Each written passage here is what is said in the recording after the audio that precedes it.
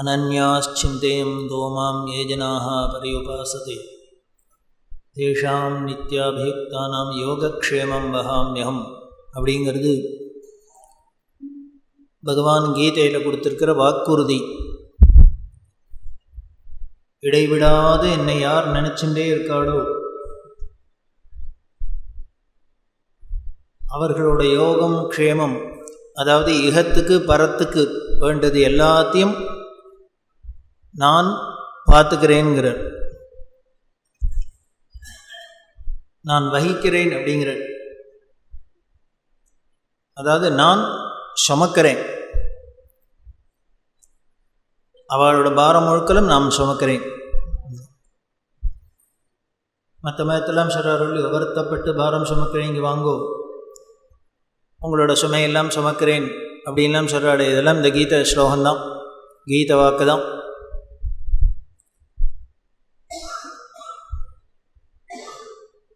நம்ம ஒரு ஊருக்கு போகிறோம் அப்படின்னா நம்மள்கிட்ட நிறையா சாமான் இருக்குது, 7-8 மூட்டை சாமான். நம்மளால் தூக்க முடியலன்னா என்ன பண்ணுறோம், ஒரு போர்ட்டர் வச்சுக்கிறோம். எல்லா சாமானையும் அவர் தலையில் தூக்கி வச்சுட்டு நம்ம பாட்டுக்கு பின்னால் ஹாயாக நடந்து போகிறோம். இதை போல தான் பகவான் சொல்கிறார், உன்னோட பாரம் முழுக்களும் என்கிட்ட கொடுத்துரும், நான் சுமக்கிறேன். ஒரு போர்ட்டர் நம்மளோட பாரத்தை சுமந்தார்னா கூலி தரணும், இவர் நம்மளோட பாரத்தை சுமந்தார்னா என்ன தரணும் அப்படின்னர். அதுக்கு கூலி தான் நீ உன்னோட மனசை என்கிட்ட கொடுத்துரும், சித்தத்தை என்கிட்ட கொடுத்துரும்.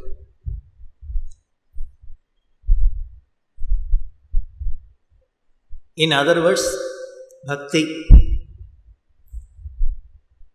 நீ என்னையே நினச்சின்று மனசு ஒரே இடத்துலையே இருக்குது அப்படின்னா, மனசை கொடுத்துட்டோ பறி கொடுத்துட்டா தானே, மனசை பறி கொடுத்துட்டேன் சார் அங்கேயே இருக்குது அப்படின்னு சொல்கிறோமே. அப்போ அந்த மனசை எங்கே பறி கொடுக்கணும் அப்படின்னா பகவான்கிட்ட மட்டுமே பறி கொடுக்கணும். அப்படி கொடுத்தோம் அப்படின்னால் நம்ம மனசு அங்கே போயிட்டதுனாலே நம்மளை பற்றி நினைக்கிறதுக்கு நமக்கு மனசு வேணுமே, இருந்தால் தானே நினைக்க முடியும். நம்ம மனசு தான் எங்கேயோ போயிடுத்தேன். அப்போ நம்மளோட வேலையெல்லாம் யார் நினைப்பா அதை பண்ணுவா அப்படின்னு, அதுக்கு தான் கேரண்டி கொடுக்குறார் பகவான். நான் பார்த்துக்கிறேன்ப்பா, நான் சுமக்கிறேன்ப்பா.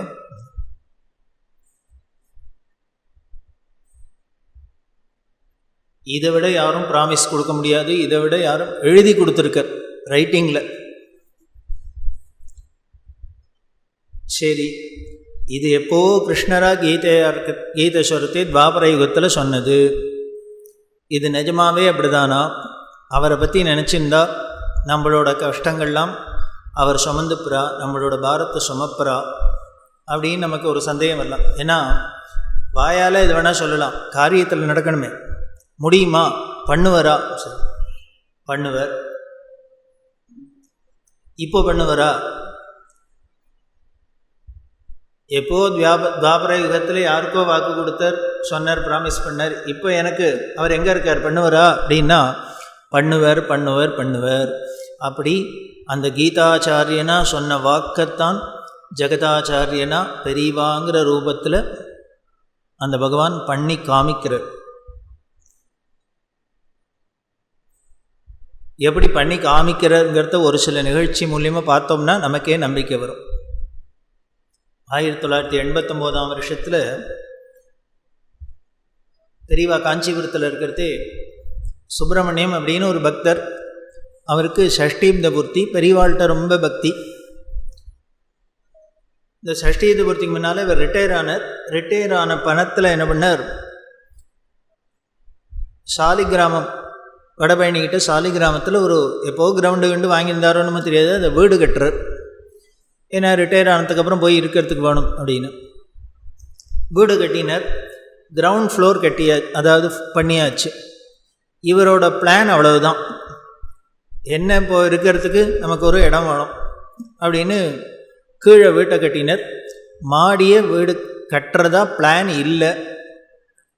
காரணம், இருந்த பணத்தில் நம்ம தங்கிறதுக்கு ஒரு இடம் கட்டியாச்சு, முழுக்க மாடியும் கட்டணும்னா கையில் இருந்த டெபாசிட்டு காலியாகிடும். காலி ஆகிடுத்துன்னா அப்புறம் சாப்பாட்டுக்கு என்ன பண்ணுறது?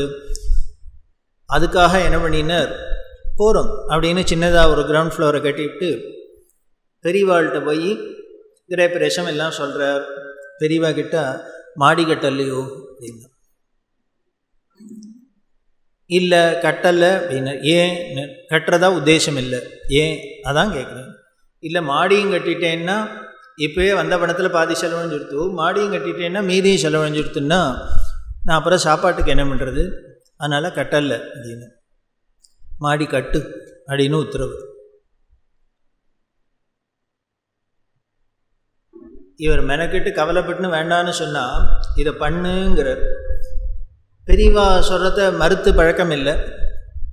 வீட்டுக்கு வந்தார், மனைவிட்ட சொன்னார், என்னன்னு தெரியல பெரியவா திருப்பி திருப்பி மாடியை கட்டுங்கிறா, என்ன பண்ணுறது, அவ்வளோதான் கட்டுறதை கட்டிடுவோம், அதுக்கப்புறம் எப்படி காலக்ஷேபம் நடக்கிறதோ அவர் பொறுப்பு, அவர் பார்த்துக்கிட்டோம் அப்படின்ட்டு மாடியும் கட்டிட்டா. இருந்த பணம் க்ளோஸ், மாடியை கட்டியாச்சு. வீட்டுக்கு போனால் இப்போ என்ன ஆகிடுத்து, அந்த வீட்டுக்கு போய் கொஞ்ச நாளில் பொண்ணு பிள்ளையெல்லாம் அவா உத்தியோகம்னு அங்கங்கே போயாச்சு. இவா 2 பேரும் தனியாக இருந்தா. மாடியில் கட்டினதை என்ன பண்ணுறது அப்படின்னு வாடகைக்கு விடலாம் அப்படின்னு நல்ல குடும்பமாக பார்த்து வாடகைக்கு விட்டார். இது கடைசியில் என்ன ஆகிடுது அப்படின்னார், இந்த வாடகை தான் இவாளுக்கு ஜீவனமாக ஆயிடுத்து. அதை விட வேடிக்கை என்னென்ன, இதே இந்த கட்டாத இவர் பேங்க்கில் போட்டிருந்தாருன்னா இந்த வாடகை அத்தனைக்கு வராது இன்ட்ரெஸ்ட்டு.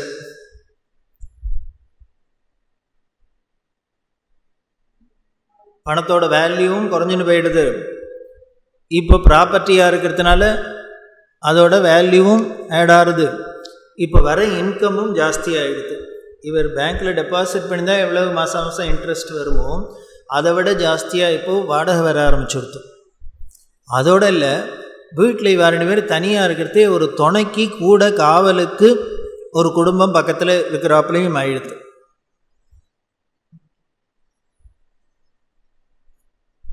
இதான் யோகக்ஷேம பகாமியம். அவர் சொல்கிற அன்றைக்கி பெரியவா சொல்கிறதே கொஞ்சம் சிரமமாக இருந்தது. ஏன் பெரியவா இப்படி கம்பல் பண்ணுறா, நம்மளை போய் இருக்கிற பணத்தையும் போட்டு மாடியை கட்டிடும் சொல்கிறாளே அப்படின்னு ஒரு மாதிரி இருந்தது. ஆனால் பின்னால் தான் தெரிஞ்சுது அந்த மாடி கட்டினது எவ்வளோ விதத்தில் நமக்கு ஒரு சௌரியம் அப்படிங்கிறது தெரியாது. இதான் தெளிவு குருவின் திருவார்த்தை கேட்டல். குரு சொன்னால் கேட்டுடணும், அவ்வளோதான். ஏன் அப்படின்னு நம்மள மாதிரி அஜ்ஞானி இல்லை, முக்காலமும் உணர்ந்த திரிகால ஞானி அப்படின்னா அவளுக்குன்னா எது எது எப்படி இருக்கும் அப்படிங்கிற வேல்யூ தெரியும். அதுதான் சொல்ல.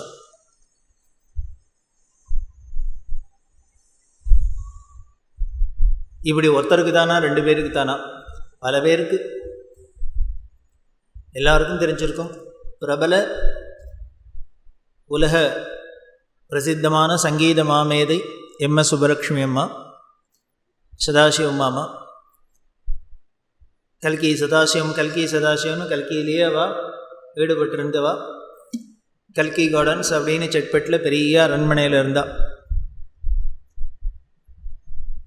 கல்கியில் சில ப்ராப்ளம்லாம் வந்து,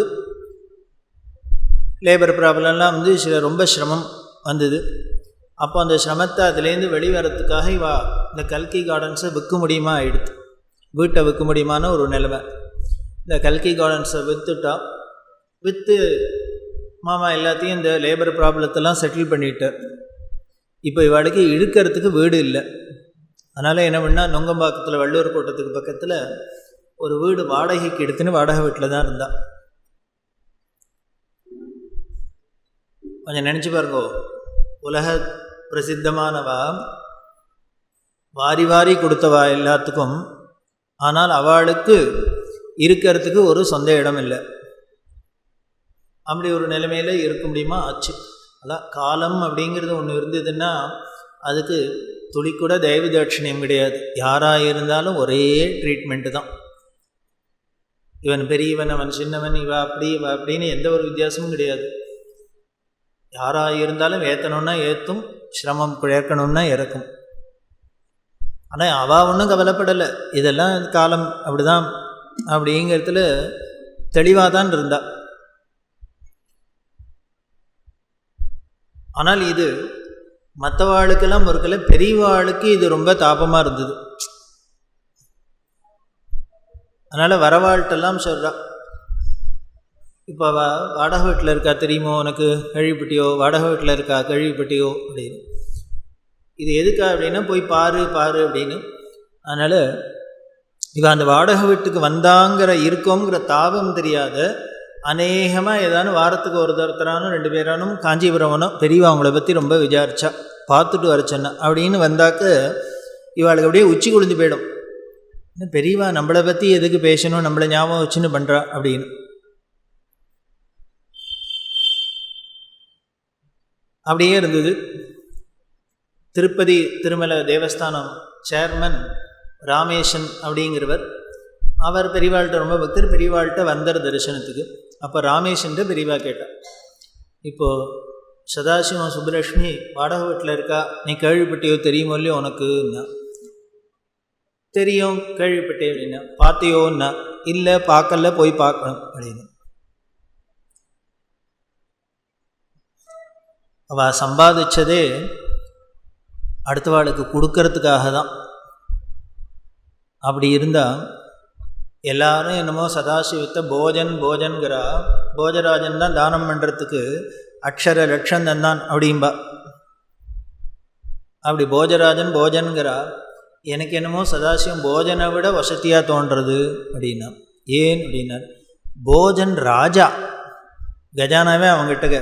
ஸோ அதனால் அவன் ஒருத்தருக்கு அக்ஷர லட்சம் கொடுத்தாலும் பெருசு இல்லை, கோடி கொடுத்தாலும் பெருசு இல்லை, அவன்கிட்ட இருக்குது, கஜானாலேருந்து எடுத்து கொடுத்துட்டுருக்கான். ஆனால் சதாசிவம் என்ன பண்ணான்னு, போஜன்கிட்ட இருந்தது எல்லாருக்கும் அள்ளி கொடுத்தான், இவன்கிட்ட அள்ளி கொடுக்கணுங்கிறதுக்காக இருக்கிறதுக்கு சம்பாதிச்சான், அடுத்தவாளுக்கு கொடுக்கணுங்கிறதுக்காகவே சம்பாதிச்சா. அப்பேற்பட்டவா இப்போது வாடகை வீட்டில் இருக்கா. வாடகை வீட்டில் இருக்கிறதோடு இல்லை, மாமாவுக்கு சில பிரின்சிபல்லாம் வச்சுருந்தார், அவளுக்கு பேங்க் அக்கௌண்ட்டு வச்சுக்கல, இப்படி இல்லாமல் இருந்தது. ஏதோ சில ரொம்ப ஸ்ட்ரிக்டாக சில டிசிப்ளின்லாம் வச்சுருந்து. அவள் சாப்பாட்டுக்கு என்ன பண்ணுறா தெரியாது, ஏதானும் பண்ண வேண்டாமான்னு ராமேஷன்ட்டு சொன்னான். கடமை இல்லையா, பண்ண வேண்டாமா? ராமேஷன் சொன்னார், பெரியவா என்ன சொன்னாலும் பண்ணுறதுக்கு காத்துருக்கோம், அவசியம் பண்ணணும் அவளுக்கு, இதில் ஒன்றும் சந்தேகமே இல்லை, பண்ணலாம். என்ன மாதிரி பண்ணணும், எப்படி பண்ணணும்னு பெரியவா சொன்னால் பண்ணுறதுக்கு தயாராக இருக்கேன் அப்படின்னு.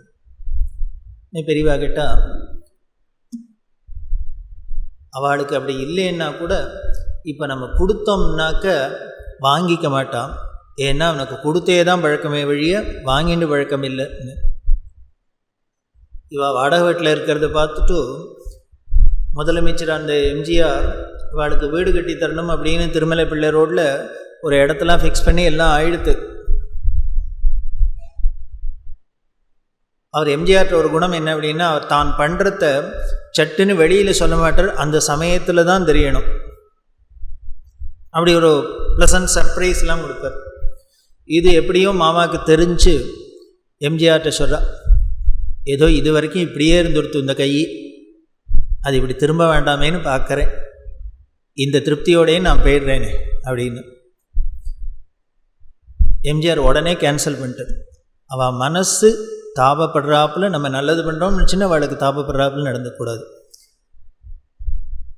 எப்போ பெரியவர் அப்படி சொல்கிறாரோ அவள் வாங்கிக்கிறத அவ்வளவு ஒரு ஏற்பது இகழ்ச்சி அப்படின்னு சொன்னா அப்படின்னா அதுக்கு யாரை உதாரணமாக காமிக்கலான்னா அவளை தான் காமிக்கலாம். அப்படி இருந்ததுனால என்ன பண்ணினா வேறு வழி இல்லாத அவளால் வாங்கிக்க முடியும். இப்போது வாங்கிக்கிற நிலைமையில் இருக்குது, ஆனால் வாங்கிக்கிறதுக்கு இடம் கொடுக்கல மனசு. அதனால் பெரியவா என்ன பண்ணால், இப்போ நம்ம ஏதானும் பண்ணுறோம் கொடுக்குறோம் அப்படின்னா சதாசிவம் ஒத்துக்க மாட்டான், வாங்கிக்க மாட்டான். அதனால் வேறு தினுசாக தான் அவளுக்கு பண்ணணும். என்ன பண்ணலாம் அப்படின்னு இது சொன்னோடனே ராமேஷனுக்கு புரிஞ்சுடுத்து. உடனே அவர் என்ன பண்ணினார், ஒன்று வேணால் பண்ணலாம். இந்த அன்னமாச்சாரியா கிருத்திகள்லாம் பிரபலப்படுத்தணும்னு நாங்கள் டிடிடியில் ஒரு ப்ராஜெக்ட் இப்போ வச்சுருக்கோம். அந்த பாட்டெல்லாம் எடுத்து ரெக்கார்டு பண்ணி எல்லா இடத்துலையும் கொடுக்கலான்னு அம்மாவே பாடிவிட்டுமே. அந்த பாட்டை அவள் பாடிவிட்டாள்னாக்க அவளுக்கு எனாமா கொடுத்ததா இருக்க வேண்டாம், இதுக்கு எப்படி ராயல்ட்டி கொடுத்து தானே ஆகணும். அப்படி பண்ணிட்டா என்ன பெரியவா, ரொம்ப சந்தோஷம். அதுக்காக தான் உங்ககிட்ட சொன்னேன், ஏற்பாடு பண்ணு, அவளை பாட சொன்னது ஏற்பாடு பண்ணு அப்படின்னு. உடனே பெரியவா கிட்ட சரி இப்போ அவள் பாடி இதனால ராயல்ட்டி எவ்வளவு கொடுப்பேன் அப்படின்னு. அவர் உடனே 5 ரெக்கார்டு, அதாவது பிளேட் அப்படிமா அந்த காலத்தில் இந்த 5 பிளேட்டு போடலாம் இருக்கலாம், பஞ்சரத்ன மாலை அப்படின்னு. அதனால் 5 லட்சம் கொடுக்கலாம் அப்படின்னு. இந்த 5 லட்சத்தை பேங்க்கில் போட்டாக்க எவ்வளோ மாதம் மாதம் இன்ட்ரெஸ்ட் வரும் அப்படின்னு. வரும் 5000 ரூபா வரும் அப்படின்னு. போகிறோம், அவள் 2 பேரும் சாப்பிட்றதுக்கு 5000 ரூபா போகிறோம். ஆனால் ஒன்று டேக்ஸு போகும். அதனால் டேக்ஸு போக அவளுக்கு நெட்டாக 5000 ரூபா கையில் வராப்பில் இருக்கணும். பண்ணுவியான்னு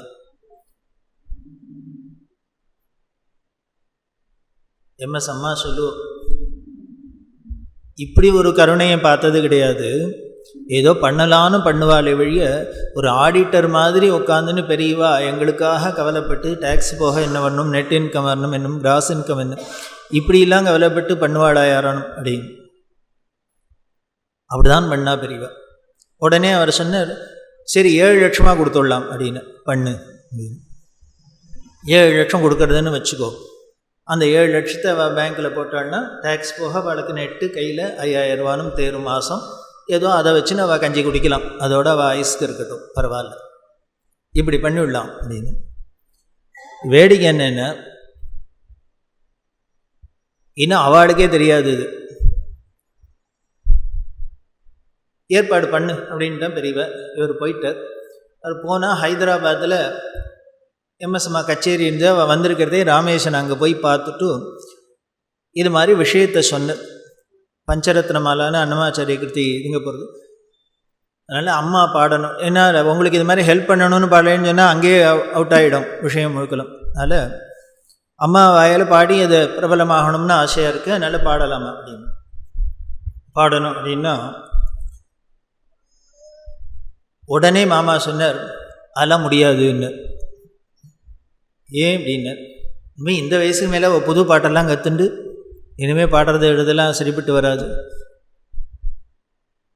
நடக்காது அப்படின்னுட்டு.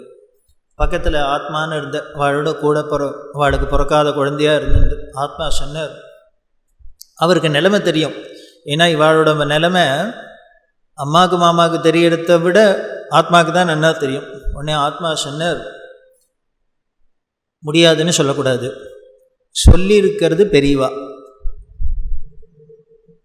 பண்ண போகிற கைங்கரியம் பெருமாளுக்கு.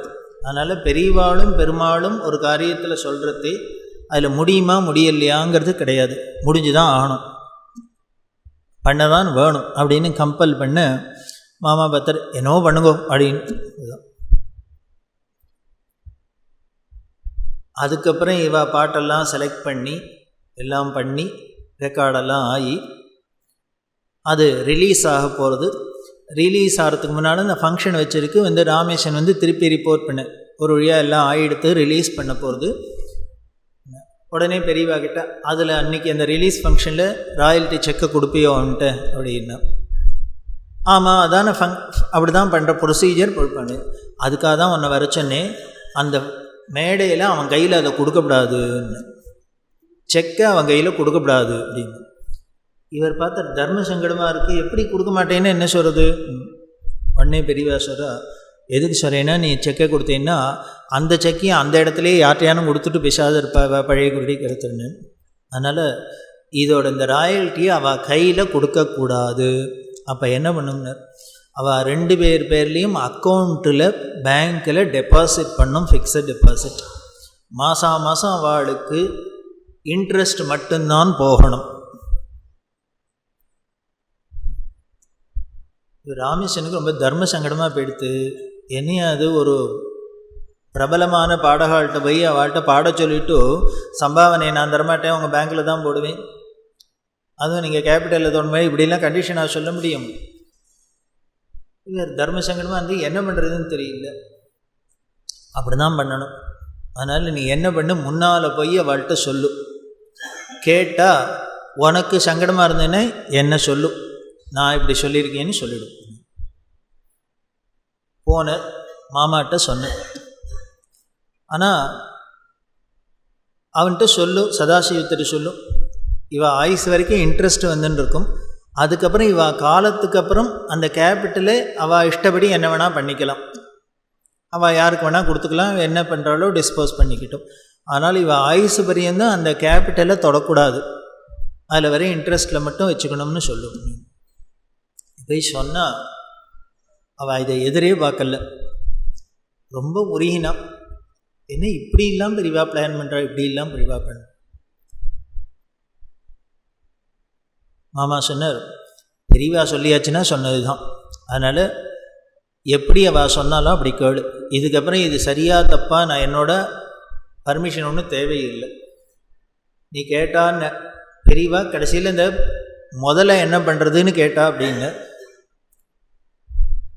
அந்த முதல்ல என்ன பண்ண போகிறோம், நாங்கள் போயாச்சுன்னா வச்சுன்னு யாருக்கு என்ன வேணும், அதனால் என்ன பண்ணணும்னு, எங்கள் காலத்துக்கு அப்புறம் அந்த கேபிட்டல் திருப்பி பெருமாளுக்கே போயிட வேண்டியது, தேவஸ்தானத்துக்கே போயிடணும்.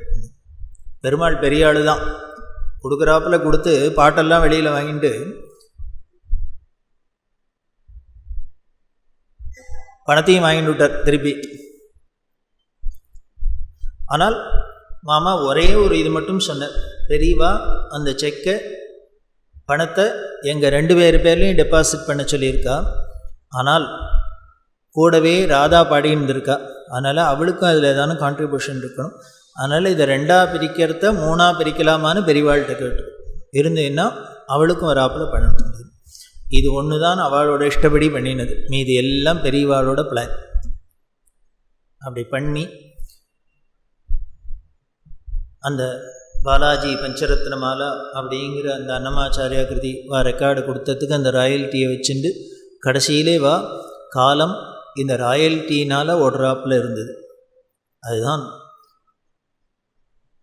எம்எஸ்எம்மா கடைசி வரைக்கும் சொல்லுவோம், ஒவ்வொரு நாளைக்கும் சாத்த இலையில் வச்சுக்கிறதையே பெரியவாளை தான் நினச்சிக்கணும். அவள் போட்ட பிச்சை, அவள் மட்டும் இப்படிலாம் ஒரு ஏற்பாடு பண்ணலைன்னா எப்படி நிலைமை இருந்திருக்குன்னு தெரியாது. ஒரு வேளையும் சாப்பாடை நினைக்கிறதே பெரியவாளையும் பெருமாளையும் தான் நினச்சிக்கணும். அவள் 2 பேரும் பெரியவா படிமாள் அடக்கிறபடி, பெரியவா பெருமாள் அடக்கிறபடி அப்படின்னு தான் அவள் கடைசி வரைக்கும் சொல்லியிருந்தாள்.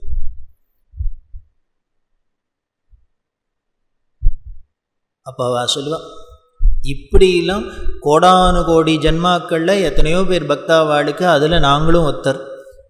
அப்படி இருக்கிறதே பெரியவாளுக்கு என்ன அவ்வளவு அக்கறை, ஏன் இப்படி பண்ணும்? உங்களுக்கு மட்டும் பண்ணலை, ஒவ்வொருத்தருக்கும் இப்படி தான் பண்ணிகிட்டு இருக்கா. எங்கேயோ சாலிகிராமத்தில் இருக்கிற சுப்பிரமணியத்துக்கு அவர் மாடி கட்டினா என்ன, இனிமேல் வீடு கட்டினா என்ன, என்ன பண்ணினா என்ன, ஏன் கவலை பண்ணும்? யோகக்ஷேமம் மகாமே, நான் பார்த்துக்கிறேன்ப்பா.